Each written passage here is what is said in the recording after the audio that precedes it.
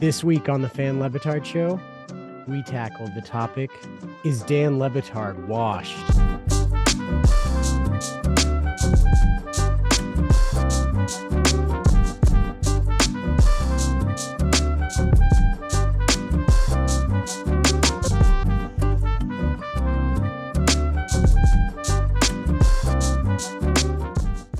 What up, everybody? Welcome. I know, Brian, we usually always start this podcast by saying the same spiel, introducing people. That's because we're on the YouTubes, you know, and there's always somebody new clicking, watching us. So I always tell people that. But today, I'm not going to tell people that this is the Dan Le Batard Show podcast. I'm not going to tell you that you're watching the fastest growing Dan Le Batard Show fan YouTube channel. I'm not going to do it today. Ooh. Today, we've got too many things to get to that I don't have the time to bring that up. I don't have the time to tell people to subscribe, comment, like, or do any of that because we've got a topic that I've wanted to talk about for a while. Been a little busy over here in Casa Minima. Missed a lot of things wanted to talk about. Maybe I should have wrote a list of things I wanted to talk about. Didn't do it. Brain is a little burnt right now. But what I do have for us, Brian, is a topic I saw in the month of July. Everybody, I think maybe you're starting to get an idea of where we're going here with this, with what I said. In July, there was a magical week on the Reddit, and in my opinion, it was a magical week. David Sampson, Dominique Foxworth, Pablo Torre, they lit the Reddit up with, this is the best week of Dan Le Batard in months and years in the Meadowlark era. And then what proceeded to follow, as always does in this Dan Le Batard Show Reddit, is posts being like, Dan, take note. Dan Le Batard's washed. Step aside, Dan. And Brian, I see all these people saying and upvoting it. I downvote all these things, so maybe people already know what I think about it. Is Dan Le Batard washed? I think Dan is not only dirty,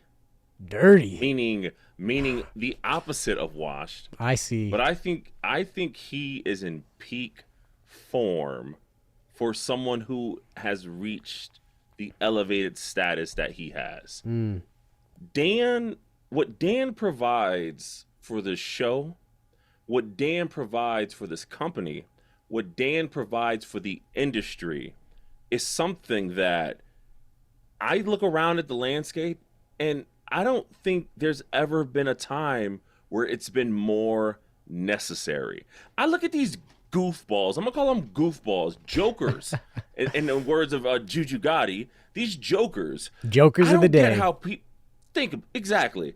I don't get how these people can fall in love with a show and a show's host that has notoriously always done the things that he currently does, and then says he is washed because he does those things at a higher level while owning the company and not having a stopgap or a pundit like ESPN telling him not to go off on his shit. It's the most insane thing in the world to me. Are people newer? Are like what? Why are you here? How did you come to the show if your response is that, Dan's washed? Like, they get, because a lot of it, Brian, what you're bringing up is the complaints of like, Dan rambles, he takes the fun out of things. But that's kind of, the part of it is that role, but that's also, Dan, the Le Batard Show balances humor with serious discussion, right? And I think people didn't realize how much serious discussion was still happening with Pablo, Dominique, and David Sampson. There was a lot of humor. It was a great week, but I think people also forget, Brian, July, usually every July, there is like a magical week that happens in July. It happened last year when I was cutting up clubs of the Le Batard Show last summer, and I was doing that. There was the week where every day they had the escalation of Mike Schur and David Sampson going back and forth of like the owners. That was hilarious. Mm-hmm. And how it built up to Mike Schur apologizing, his whole apology letter that he wrote. Tremendous week. Within that whole thing, Dan also debuted the mouthpiece for the Miami Heat. A hilarious bit. All happened. In July, there's always some magical month that happens. I agree with you so much. Dan Le Batard is not washed. He is still at the peak of his game for where he is and what he does. Like, for me personally, Brian, I don't know what's your like level or gauging like a successful good show. For me, every day I turn on the local hour. I catch that live in the morning while I'm getting ready for work. And my thing for is it a successful show is like, are they going to make me smile? Every day I put that show on. They say and they do something that makes me smile, that gets me ready and have a positive outlook for my day, because I'm listening to people talk and enjoy what they do. And they still do that every day. Dan Le Batard's not washed. He's one dirty MFer. He is one dirty mouthpiece wearing MFer. My barometer for if it's going to be a good show is it going to make me smile or laugh or think? Those are the three things. It could be one or the other. It could be all of them. It could be two of them. Whenever there's an episode where those three things don't occur, it's usually because of something else has gone awry. Technical difficulties that don't bring something to the show. I think we're at the point where if you want to get on the show for, let's say, fumbling some things on the technical side, you can have the right as an audience member to be upset with that. Ain't got shit to do with Dan, though, right? Yeah. I mean, if you want, you can just fire everyone, but what good is that going to do? If you thought Dan off the show is better than Dan on the show, Mystery Crate would be doing way better numbers. Yeah. The shipping container doesn't work if they're not attached to a boat. They're just a damn container full of dead bodies in the ocean. I'm sorry. You may think that Pablo and Dominique, while I love both of them, and I love their separate entities and platforms, you may think the brevity that they brought in with that week of freshness can stand the test of time. You think that, right? You know what else they think that about? They thought it about Amin. And if it wasn't for that weird disappearance where Amin just decided not to come on the show for like 7 months, they would have been like, you know what? I'm tired of Amin. You know who else they do it with? Someone everyone loves. Until he got too much talking time, and now you start seeing little things creeping up, especially in the subreddit. And that's one Juju Gotti, right? Everyone loves Juju Gotti, but I've never seen so many random threads pop up like, man, why is Juju a wet blanket? Does he even get the show? And it's like, this is what happens when you get too much of a good thing. Right, you get too much of an Amin, you get too much of a Juju, and at some point you will get too much of a Pablo and Dominique, and things will fall apart and people will turn.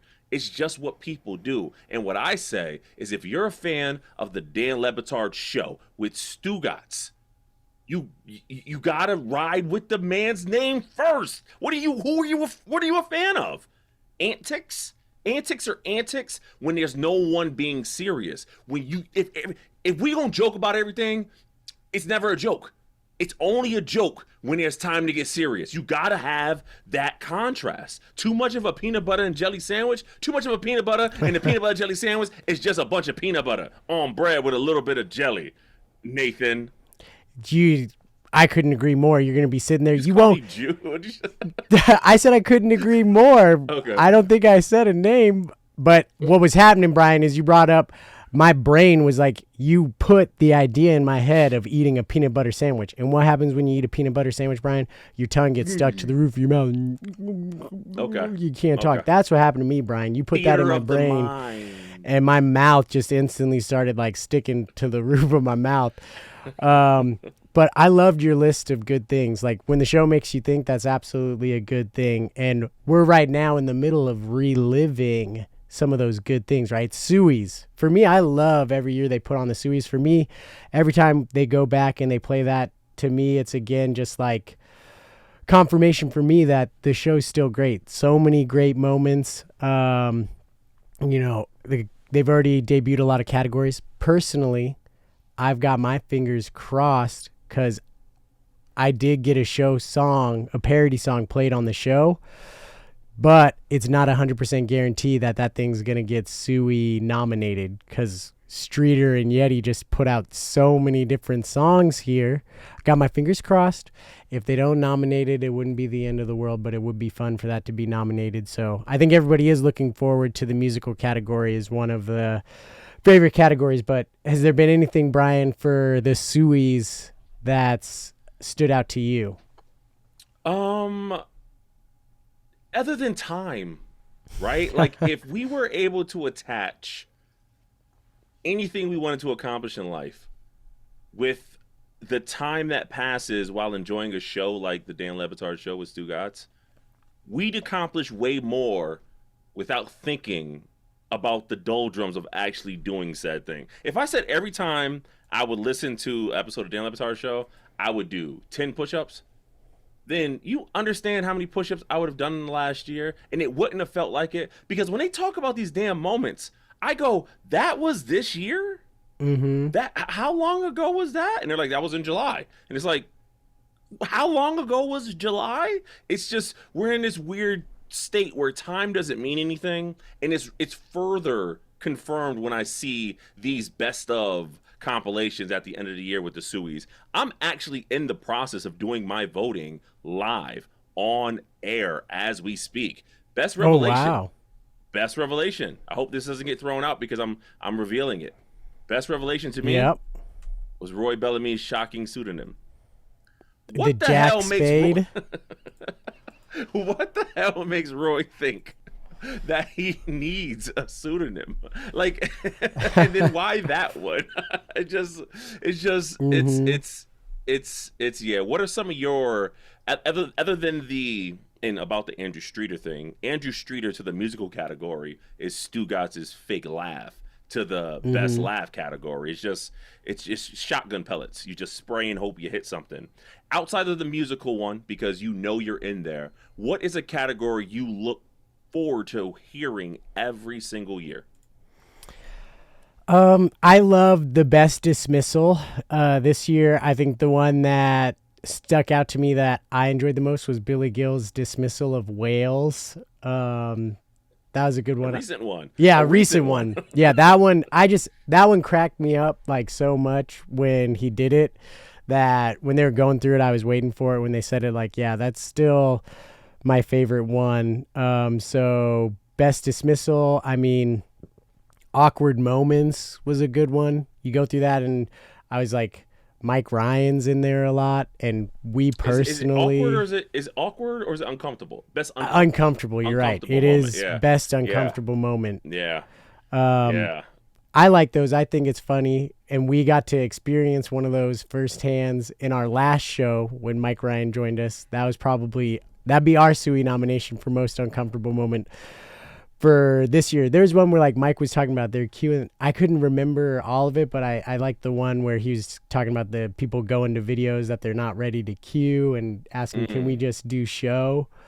So I like those categories. And then of course I'm waiting for the song category to come. Although off the top of my head, I can't remember what, you know what? There's this, I think if I had to vote, it'd be Mick Overrated. I do love when I first heard Streeter's Mick Overrated, I didn't like it for whatever reason. I was just like, we're still doing this. But then I listened to it again, and I actually listened to that song a few amount of times. I did have an idea to like try and like do something that I might do like with that song content wise, but the good old idea that I'm sitting on that I I had some ideas over the summer that I wanted to do that just did not happen. I was going to try to actually go like on location and do some videos, but when you've got like 3 kids, there's just no way. It's too hard because I need somebody to film me doing these things. And I'm still. I felt that way today when Tony mentioned CCSU, Central Connecticut State University, and the Blue Devils. They're like down the street from me.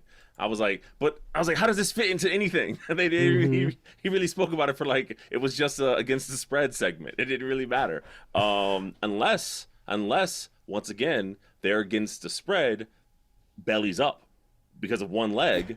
And what if it's the Connecticut Central State University Blue Devils losing to, I think it was Michigan, Central Michigan? One of them teams out there that don't matter. Anywho, apologies. Sorry. No, But no, I know what you mean. The ESPN being 15 minutes down the road, I've thought of representing the show tangentially. That's the second time I use that word today. Tangentially as a freelance entity to try to create content. But it gets into the situation of I really need like a second person really takes all these things to the top, and a second person who knows what you're doing, who knows what you're going for, because standing there and holding the camera sometimes can do worse than helping out your finished product. So the Sueys takes time to award the best moments, best guests, the best members, things like that occur on the show. I listen to the show a lot in the presence of my wife. Mm-hmm. And it made me ask her the other day. I said, babe, you kind of know what's going on the show, but you don't, like, she's not an active watcher. It's on. She's aware. She knows of people. For the life of her, she can't remember Jess's name. She calls her Rachel, and she's like, no, her name starts with Julia. Like, it's always close. Like, she understands the parts people play, the shticks that they have, but not enough to where it gets in the weeds.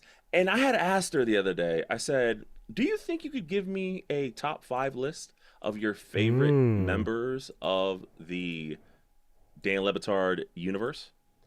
And she said, not only can I give that to you, but I can tell you who would never be in that top 5 list. So this is a tease. Going forward, I will be presenting, maybe with some musical flair, maybe with a rim shot or a fanfare, who knows, a living top 5 list of my spouse's favorite Dan Le Batard universe members. And it's going to be a power ranking of sorts. Whoever is in first place by the end of the football season will win a prize. Wow.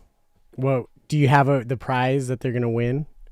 Why you gotta? Don't ask though. Don't like it's. Don't ask a follow-up question. Don't like no. This is the preview. Okay. The preview. Let's just say the prize. The prize is something that you want to win, and if I'm honest, if I'm on a show with a lot of favorable personalities, it would mean a lot if I came out number 1 in some random person's wife's list.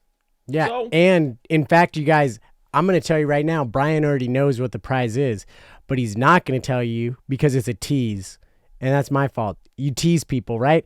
If he's to tell it, that's a revelation. That's not a tease, right? He's got you all teased up right now. You're Yep. you're teasing, you're teased. You've been toased or something. Toast. You've been Right? toast. So stay tuned. But not told.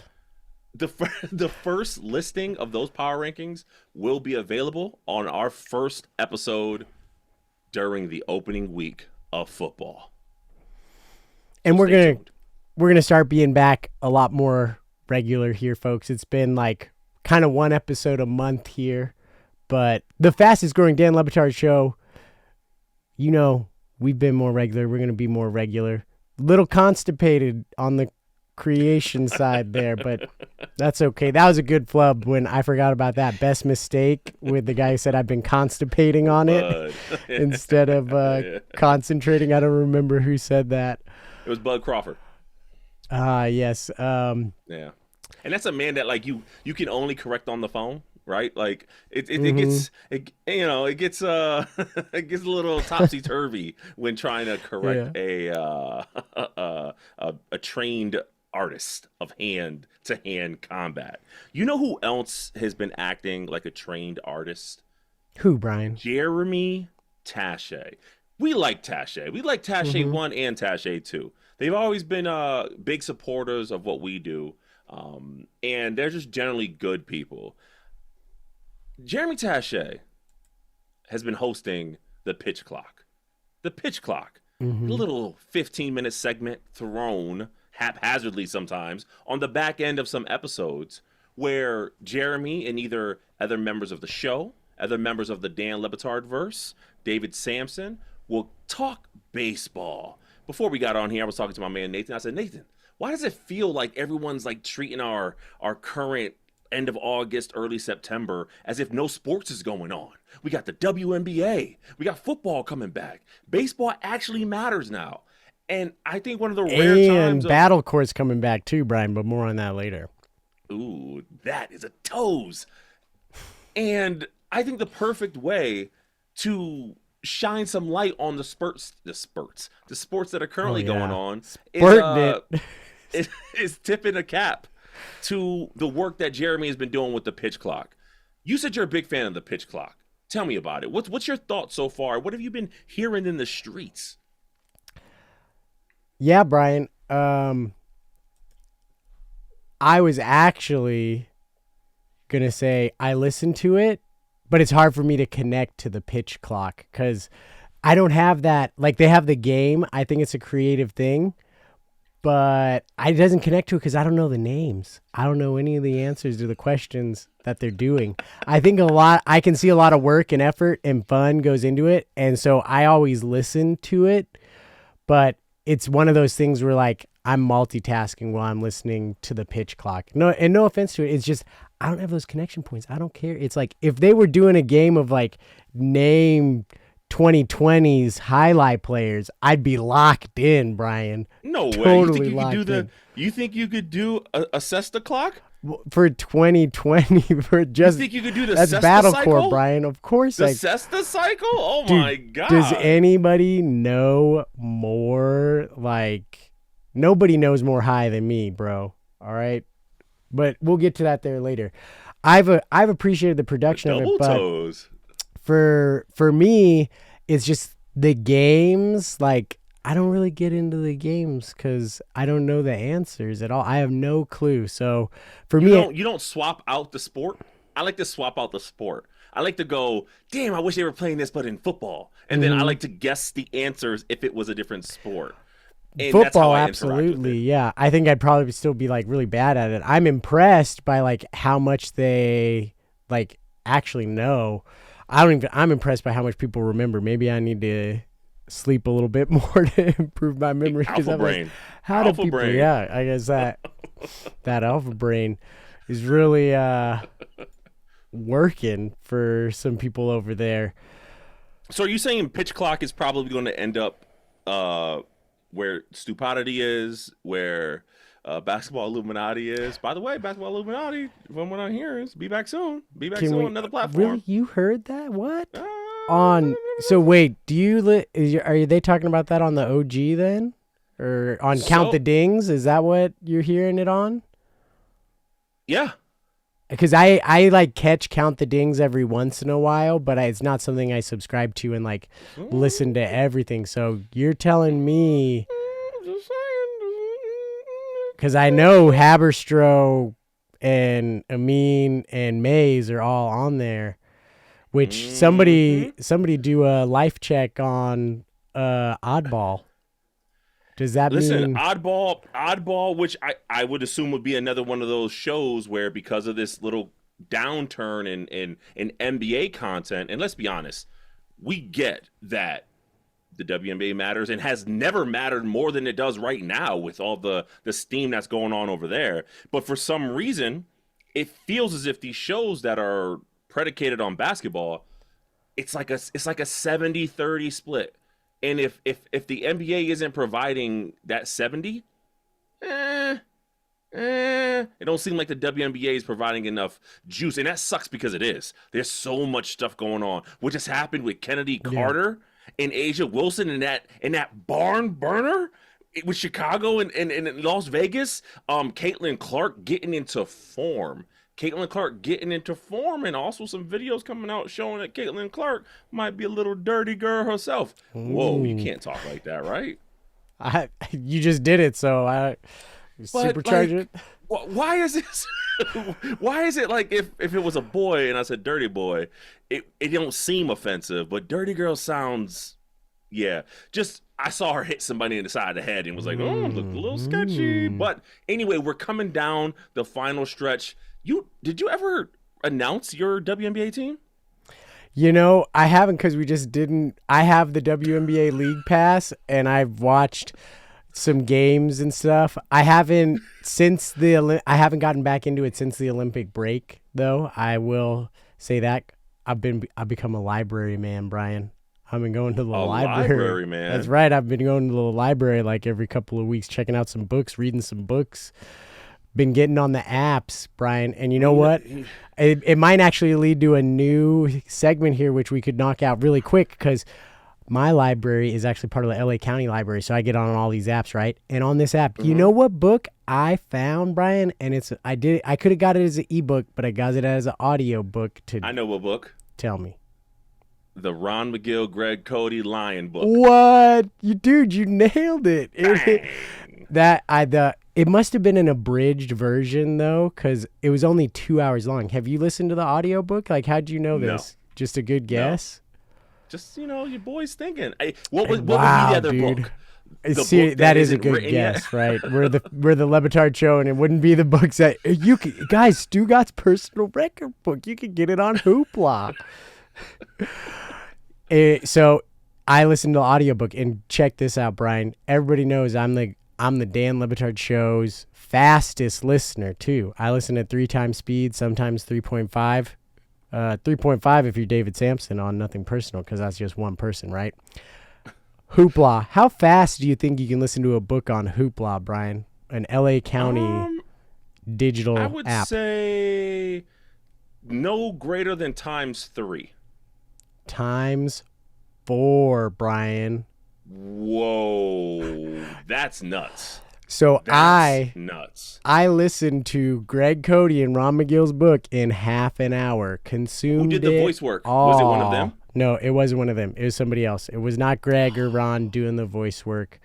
But maybe if Greg's Back in My Day book comes out, there's an opportunity to put some production behind it, do an audio book. You're telling me fans of the show aren't going to buy it as an audio book if Greg reads it?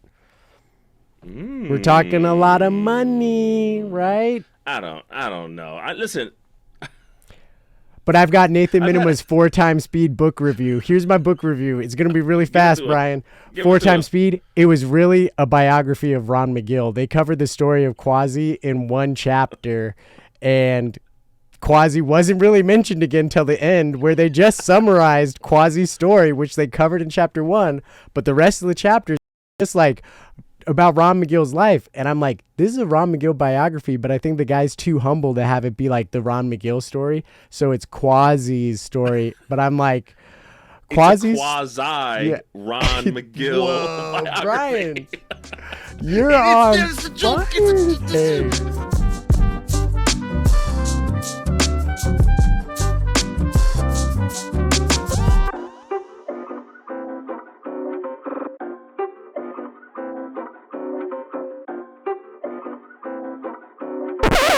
Basketball Illuminati is coming back as a Count the Dings property. Keep your third eye open.